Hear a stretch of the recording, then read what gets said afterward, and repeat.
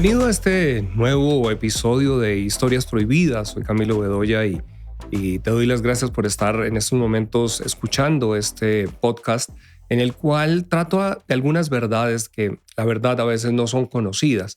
Y en el día de hoy quiero tocar otro tema que es bien interesante y tiene que ver con cuáles son esas frases de ateos célebres, sus últimos momentos y qué es lo que dijeron.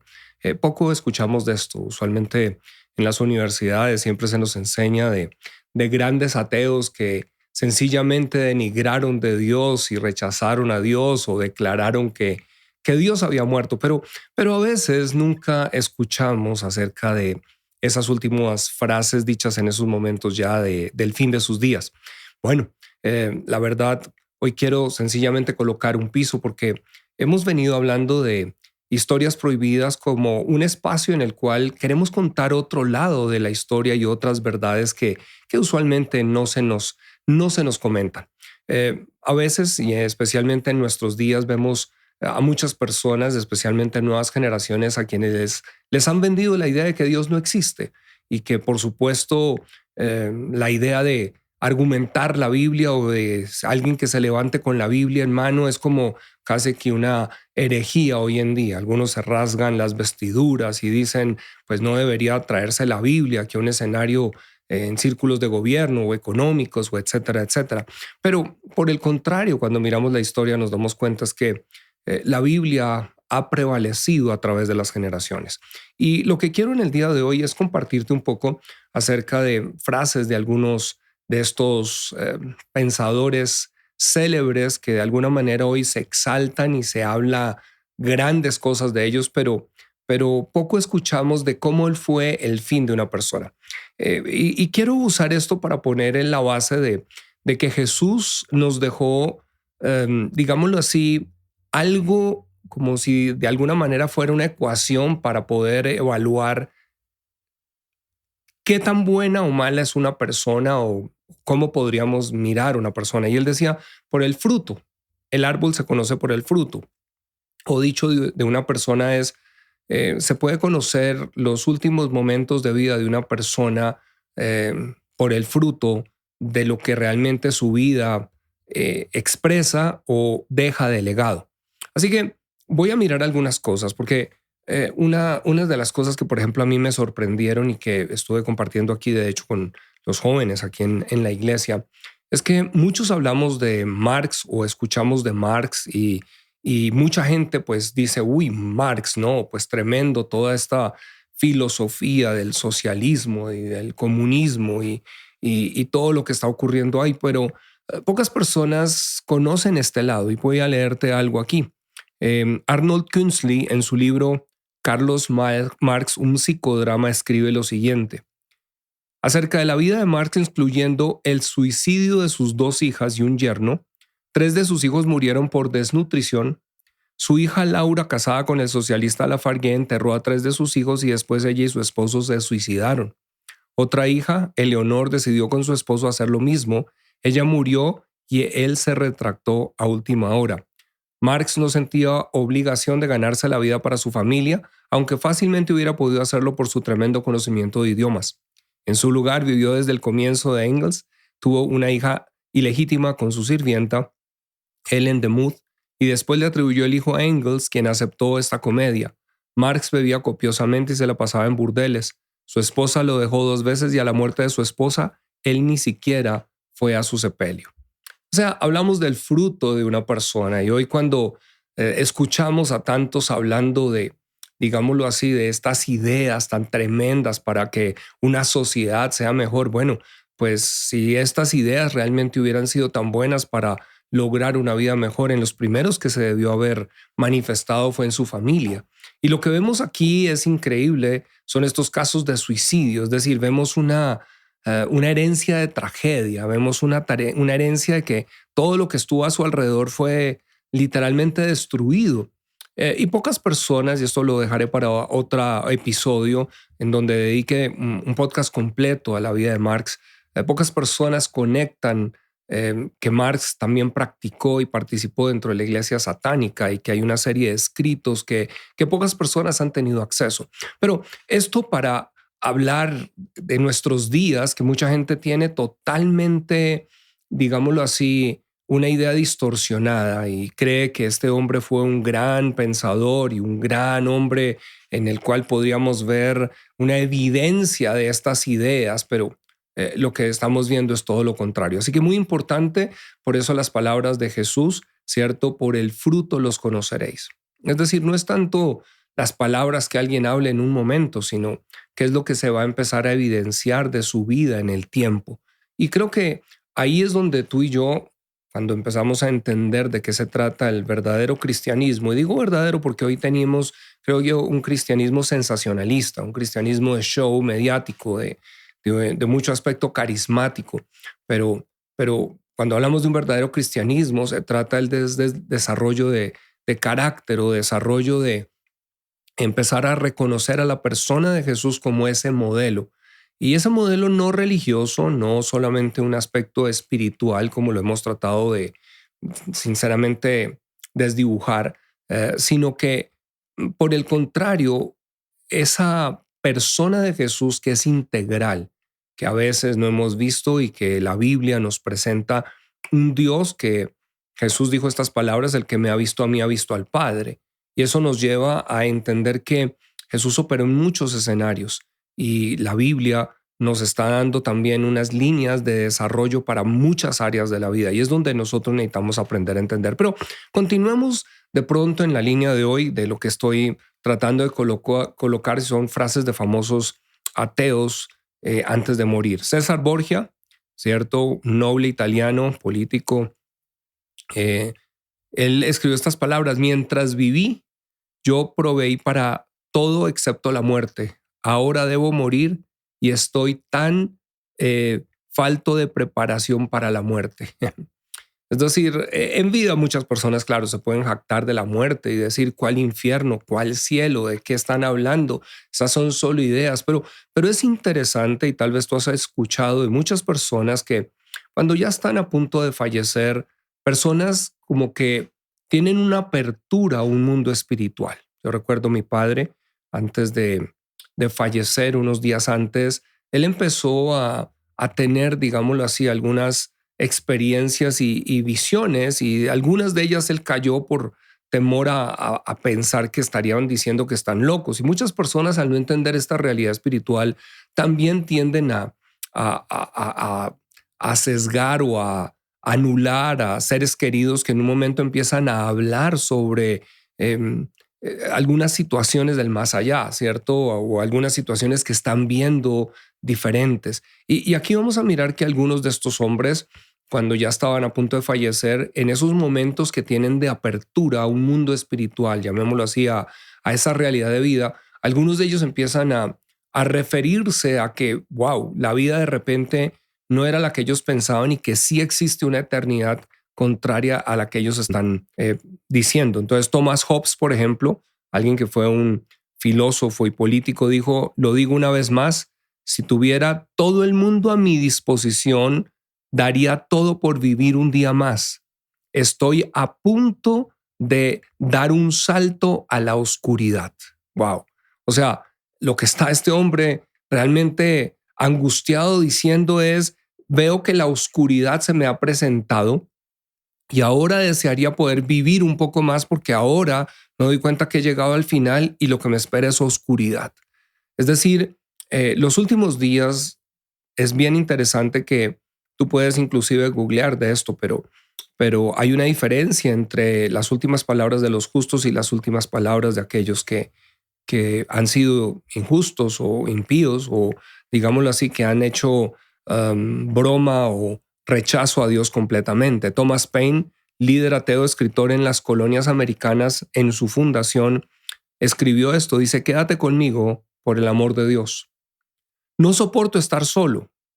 Oh Dios, ayúdame. Oh Dios, ¿qué he hecho para sufrir tanto? ¿Qué será de mí después de aquí? Daría mundos si los tuviera, que la edad de la razón nunca hubiera sido publicada. Oh Dios, ayúdame. Cristo, ayúdame. No se vayan, no me dejen, quédese conmigo. Envíen así sea un pequeño para que esté conmigo porque estoy a las puertas del infierno y aquí solo.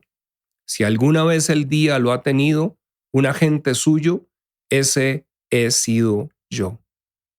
Si alguna vez el diablo ha tenido un agente suyo, ese he sido yo. Qué tremenda. Qué tremendas palabras de alguien que durante toda su vida estuvo en esencia escribiendo en contra de este fundamento bíblico, y las colonias obviamente eran hombres y mujeres creyentes que estaban estableciendo una nación bajo Dios, y él consideraba su deber definitivamente negar toda esta existencia y tratar de argumentarlo, pero estos son sus palabras en el último momento. Y tú puedes ver unas palabras de angustia. Y tal vez esto es importante que tú lo conozcas para compartir con otras personas, ¿cierto? Porque muchos están sinceramente equivocados. No hay nada peor que estar sinceramente equivocados, pero no por ello se librará uno de las consecuencias de su equivocación. Sir Thomas Scott, que fue canciller de Inglaterra, dice: hasta este momento yo creí que no había ni Dios ni infierno. Ahora yo sé y siento que los dos existen. Estoy destinado a la perdición por el justo juicio del Dios Todopoderoso. ¡Wow! Una confesión, ¿cierto? Una confesión en estos momentos. Y aquí por eso es tan importante cuando la Escritura dice que no hay otro nombre dado a los hombres bajo el cielo en el cual puedan ser salvos, sino en Jesucristo. Y aquí es donde empieza una realidad, y como dice la Escritura, todo aquel que invocar el nombre de Jesús será salvo. Estas personas aún en estos momentos hubieran podido tener una salvación si tan solo hubieran invocado el nombre de Jesús. Pero a veces es demasiado tarde por toda la cantidad de filosofías y herejías y pensamientos totalmente extraños a los que se exponen, que en el último momento ahora no saben qué hacer y no saben cómo hacerlo. Pero por eso es tan importante que nosotros podamos ver y escuchar estas palabras. Otro gran ateo anticristiano que fue Voltaire, y dice: no he inhalado más que humo. Me he intoxicado a mí mismo con el incienso que llenó mi cabeza. Mira estas palabras tan interesantes. No he inhalado más que humo. En otras palabras, estoy vacío, ¿cierto? Solo me he llenado de humo. Me he intoxicado a mí mismo con el incienso que llenó mi cabeza. Me encanta cómo él trata de colocar estas ideas que son como un incienso, algo que llenó la cabeza. Estoy abandonado por Dios y por el hombre. Le dijo a su médico, el doctor Fochin: le daría la mitad de lo que valgo si me da 6 meses de vida. Cuando le dijeron que esto no sería posible, él dijo: entonces moriré e iré al infierno. Su enfermera relató lo siguiente: por todo el dinero de Europa no quisiera ver a otro incrédulo morir. Toda la noche la pasó suplicando perdón. ¡Wow! ¿Qué es aquello que llega cuando la muerte golpea? ¿Qué es aquello que llega a seres humanos que, aunque se han jactado y han sido de alguna manera ofensivos contra el Dios de la Biblia, contra Jesucristo, qué es aquello con lo que se encuentran que de repente los aterroriza tanto? ¿O será que sencillamente la realidad de las palabras de Dios en su palabra, en la Biblia, son todas verdad? Y aquí la gente sencillamente se está encontrando que existe una eternidad y que sin Cristo esa eternidad será una perdición. David Hume, otro filósofo ateo famoso por una filosofía de empirismo y escepticismo a la religión, dice: él lloró a gritos en su lecho de muerte exclamando: estoy en llamas. Se dice que su desesperación y angustia fue una escena terrorífica. Es decir, la persona se veía consumida en llamas. Y hay algo que me sorprende, que te voy a leer aquí de otro par de personas, pero hay consecuencias de nuestros actos, hay consecuencias de nuestras acciones. Napoleón Bonaparte, emperador francés, quien al igual que Hitler trajo muerte a millones para satisfacer su ambición por conquistar el mundo, dijo en sus últimas palabras: muero antes de mi tiempo. y mi cuerpo será enviado de regreso al polvo. Tal es el destino de aquel que ha sido llamado el Gran Napoleón. ¿Qué gran abismo existe entre mi profunda miseria y el reino eterno de Cristo? Estas palabras para mí son impactantes de Napoleón Bonaparte, porque esas palabras suyas al final es decir, miren, aquí está el gran Napoleón simplemente falleciendo, reconociendo que hay un reino mucho más grande, que es ese reino eterno de Cristo, contra el cual ni yo que, entre comillas, logrado alcanzar tanta fama, puedo estar en contra. En otras palabras, como dice la Escritura, cielos y tierra pasarán, pero sus palabras no pasarán, y el reino de Dios será establecido. Por eso cuando Jesús declaró en la oración del Padre nuestro que estás en los cielos, santificado sea tu nombre, venga a nosotros tu reino, su reino se está manifestando y está viniendo. Sir Francis Newport, que fue cabeza del Club de Ateos de Inglaterra, y aquellos que estaban en su lecho de muerte, estas fueron sus palabras: no es necesario que me digas que no hay Dios, porque yo sé que hay uno. Escúchame las palabras de quien que presidiera el Club de Ateos de Inglaterra. No es necesario que me digas que no hay Dios, porque yo sé que hay uno y que estoy en su presencia. No es necesario que me digas que no hay infierno. Siento que ya estoy resbalando. Miserables, dejad vuestra charla ociosa acerca de que hay esperanza para mí. Sé que estoy perdido para siempre. Oh, ese fuego. Oh, las insoportables angustias del infierno. Deseo millones de años no me llevarán a cerca del final de mis tormentos que una pobre hora. Oh eternidad, eternidad por los siglos de los siglos. Oh dolores insoportables del infierno. Aquí vemos a alguien que está descendiendo al infierno y está realmente reconociendo en esos momentos que todo lo que habló y todo lo que dijo realmente fueron palabras que no sirvieron de nada. Tú puedes negar que el sol existe, pero sencillamente él seguirá allí en el firmamento. Esto es algo que me impresiona mucho porque fue el rey Carlos IX, el rey francés, quien, digámoslo así, urgido por su madre, que le dio la orden de masacrar a los hugonotes franceses. Pocas personas saben que los hugonotes fueron realmente cristianos franceses y pocas personas conectan la Revolución Francesa con la masacre realmente de cristianos. Hace unos años tuve la oportunidad de ir a Sudáfrica y en Sudáfrica me encontré que allí estaban, digámoslo así, varios monumentos a lo que fueron los hugonotes, pero muchos de ellos salieron huyendo de esa persecución de Francia y terminaron hasta en Sudáfrica. Ellos estaban escapando por su vida porque, como dice aquí, cierto, impulsado o urgido por su madre, Carlos IX, lo que hizo fue masacrar a 15,000 almas en París solamente y más de 100,000 en otros sectores de Francia por ninguna otra razón sino porque ellos amaban a Jesucristo. Esto en la historia poco se ha contado.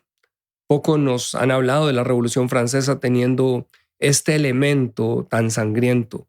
Y hay algo que nosotros necesitamos mirar hoy en día para todo lo que se está dando en el mundo. Pero dice, este rey culpable, obviamente en su alma, sufrió miserablemente durante años después de este evento. Finalmente murió, dice, bañado en la sangre que brotaba de sus venas. A sus médicos les dijo en sus últimas horas: dormidos o despiertos, veo pasar ante mí las formas mutiladas de los hugonotes. Caen sangre, señalan sus heridas abiertas. Oh, que hubiera perdonado al menos a los niños pequeños en el pecho. ¿Qué sangre? No sé dónde estoy. ¿Cómo terminará todo esto? ¿Qué haré? Estoy perdido para siempre, lo sé. Oh, he hecho mal. Alguien que asesinó a millones, pero ahora jamás pudo borrar ese recuerdo, porque lo único que pasó fue que estas imágenes fueron un tormento en su vida, pero en sus últimos días sencillamente él reconoció que había una realidad mayor allí y que su vida no merecía perdón y que estaba allí. Es tremendo cuando pensamos y empezamos a leer estas frases. David Strauss, que fue un representante o líder de los representantes al el racionalismo alemán, después de haber dedicado su vida a eliminar o a borrar toda creencia en Dios de las mentes de otras, él dijo así: mi filosofía me deja completamente desamparado. Me siento como alguien atrapado en las fauces despiadadas de una máquina automática sin saber en qué momento uno de sus grandes martillos puede aplastarme. ¡Wow! ¡Qué tremendo! Por último, quiero leer dos más. Uno que es Anton LaVey. Para quienes no saben quién es, él fue el autor de la Biblia satánica, el que escribió la Biblia satánica, pero quien también fundó la iglesia satánica en San Francisco, California. Él fue a quien se le atribuyó la frase de: hay una bestia en el hombre que no necesita ser exorcizada, sino ejercitada. Pero sus últimas palabras fueron: ay de mí, ¿qué he hecho? Hay algo terriblemente mal, hay algo terriblemente mal. Es decir, alguien que muy seguramente en sus últimas palabras lo que sintió fue que todo lo que había hecho sencillamente había sido una equivocación y ahora estaba tremendo, experimentando realmente que se había equivocado. Y esto es tremendo. ¿Qué diríamos nosotros también de, por ejemplo, Friedrich Nietzsche? Filósofo, dice que en Proclamó Dios ha muerto, se le encontró de varios poemas: dame amor, ¿quién me ama todavía? ¿Quién aún me da calor? Tiéndeme manos ardientes, dale un brasero a mi corazón, ofrécete, sí, entrégate a mí, tú el más cruel enemigo. Huyó el mismo ha huido, mi único compañero, mi gran enemigo, mi desconocido, el Dios verdugo. No, vuelve otra vez, con todos tus suplicios vuelve a mí, al último solitario. Mis lágrimas a torrentes discurren en causa hacia ti y encienden en mí el fuego de mi corazón por ti. Oh, vuelve mi Dios desconocido, mi dolor, mi última suerte, mi felicidad. Esa desgarradora oración está recogida en la compilación de 2397 fragmentos póstumos del gran filósofo del siglo XIX, recopilados por Friedrich Würzbach, Das Vermächtnis Friedrich Nietzsches, Versuch einer neuen Auslegung allen Geschehens und einer Umwägung aller Werte, es decir, el legado de Friedrich Nietzsche, ensayo de una nueva interpretación de todo acontecer y de una transvaloración de todos los valores. Así que vemos que estas frases que nunca nos han contado son frases que nos llevan a pensar, y tú, que tal vez eres un creyente, quiero que a través de esto puedas afirmar esa creencia que tú mismo vienes teniendo en Jesucristo. Que a pesar de que se ridiculice, hoy tú puedas darte cuenta que algunas de las frases que utilizan y que a veces nos citan de filósofos y ateos célebres, cuando tú recapacites, simplemente que tú puedas decir: momentico, tal vez tú no has escuchado las últimas frases de estas personas, pero yo tengo una certeza, por el contrario, de la realidad que me espera a mí cuando tengo mi fe en Jesucristo. Pero esto hoy quiero solamente dejarlo, que pueda ayudar a muchos a poder inclusive ser tal vez solo la punta del iceberg para que otros escudriñen, busquen, que ustedes puedan googlear, que puedan empezar a mirar más allá, porque aquí es donde empieza realmente a mostrarse la verdad. ¿Cuál es la verdad? La verdad no son solamente palabras infladas que alguien puede decir en un momento de orgullo, en medio de su vida, en medio de lo que creería éxito y aclamación de otros, sino por el contrario, las palabras que en los últimos momentos evidencian la prueba ácida de la vida en que creímos. Y para nosotros, lo único que esto nos está diciendo es: tenemos todo por delante sencillamente para que esta verdad del evangelio, esta verdad de la palabra, sea dada a conocer a otros, de manera que otros puedan venir a entender que no hay salvación sino en Jesucristo y que el punto de partida de la vida realmente es Cristo. Por eso, como está escrito, el que tiene al Hijo tiene la vida, el que no tiene al Hijo no tiene la vida. Así que yo quiero animarte a que, si nunca has hecho una oración, a invitar a Jesús, que tú simplemente allí en la tranquilidad de tu casa, tu hogar, si estás escuchando en medio de manejar, que solamente le puedas decir, Señor Jesús, quiero conocerte. Tal vez he escuchado muchas cosas que me han hecho dudar de ti, pero quiero darte la oportunidad para que vengas a mi vida, te muestres y para que seas mi Señor y Salvador. Así que quiero entregarte mi vida y mi corazón y que me guíes y me enseñes la manera en que debo caminar en esta tierra. Gracias por mi salvación en el nombre de Jesús. Amén. Te bendigo y nos vemos en un próximo episodio.